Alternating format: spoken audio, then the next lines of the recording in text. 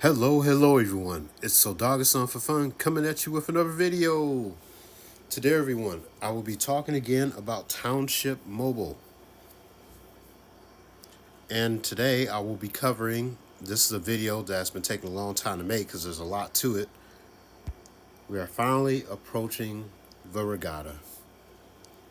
This is quite a beast to cover because there's a lot of different ways to go about it. There's so many different approaches and angles. So I'm gonna have to do it in parts to best, explain a lot of it to get the most out of it. First, I'm going to approach the most basic beginning aspects and then just do part by part as it expands further and further out. First and foremost, to do the regatta, you need to be at least level 19. Then, once you get to level 19, you'll get the option to join the regatta. But you have to be part of a team. That is something important. If you're not part of a team, you can't do the regatta. So, honestly, if you're playing this game and you're playing it mindlessly, whatever, and you don't want to join a team, you're going to get bored. There's not a lot to this game. The regatta is pretty much the only thing that really gives you a purpose or, a steady objective to keep you really engaged. But you can do you and do whatever you want, but I'm going to be honest with you, you're going to get bored with the game because everything gets mindless and monotonous. And I know some people play it because it's that, but there's so many games like this.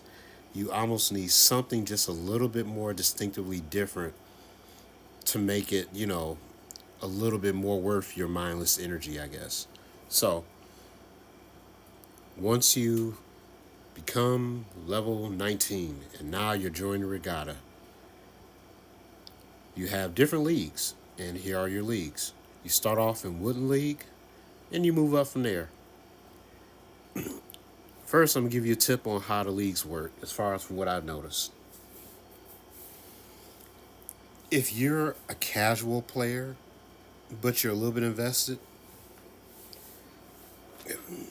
I would recommend at least the Copper League because it's not too hard to stay in the race as far as doing, let's say you can only do one event a day, or like, one of these little, I'll say tasks.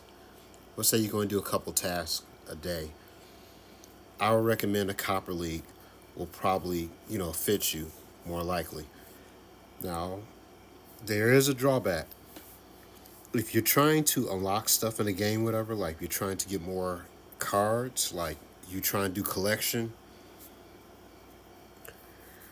all that, getting anything special in this game is based on how much you put into the game.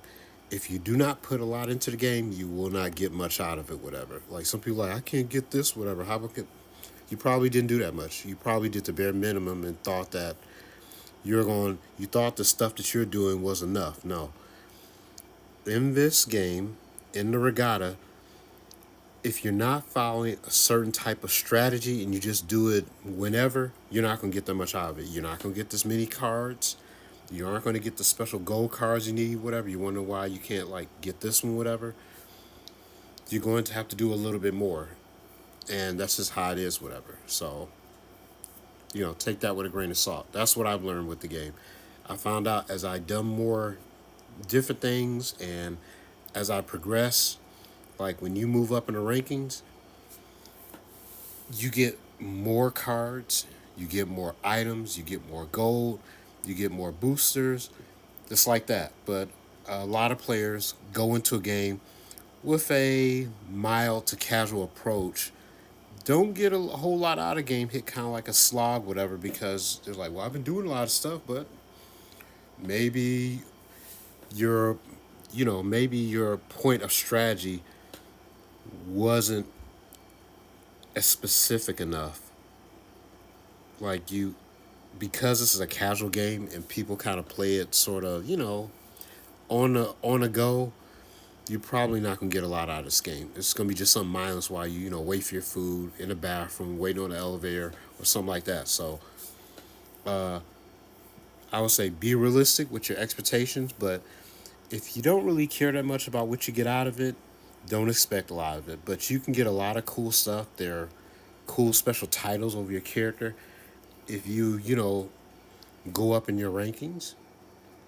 Like we're in the silver league. We can go to the gold league, but our team is not strongly active. There are only a couple active members. So I could push for golden league, but it will be a burnout because it would just all be on me and my friend, whatever. And that's just too much. And then even if you make it to league, here's something else. You need to stay within a certain amount. If you get in demotion like 13 or lesser, you go down a league. So you have to stay within a certain minimum. So in another video, I'll probably go into the average of how many points you need to be just enough in the middle. If you're not trying to go to the next promotion, whatever.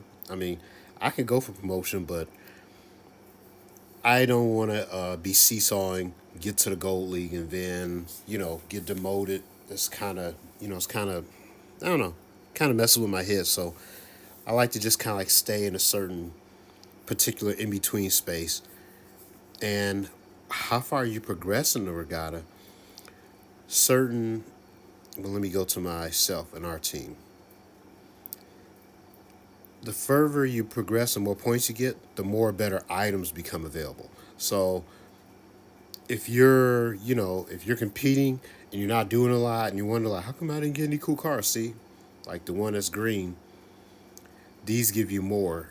The brown, I think the brown or orange ones don't give you anything special. So the more you put into it, the more cool stuff you get out of it. But if your life is busy, you have a job, you have family, stuff like that, you aren't gonna get a lot of cool stuff in the game, whatever. I get a lot of cool stuff because I can I'm used to grinding these types of games, so it's not a big deal for me. But if it's not that important to you, do as you see fit. But if you're doing a regatta, you know, both go hand in hand. So yeah, my recommendation to get a decent amount out of a game, I would strive for a copper league, and then depending on how many people you have in your group that's active, I would go from there. And in the next video, I'm gonna go more into tasks because that's a whole nother thing within itself.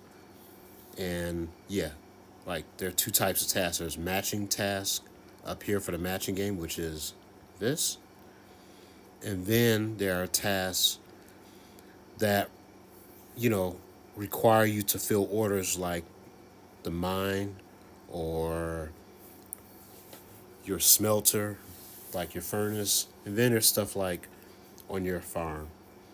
So, and that's a whole nother video because there's a lot of different strategies and different ways to go about it. So, I just want to give a general introduction of, you know, the regatta is a really big thing. It's a lot of different ways you can go about it. There's a casual way, and then there's a more committed path you can take if you really want to get the most out of the game, whatever.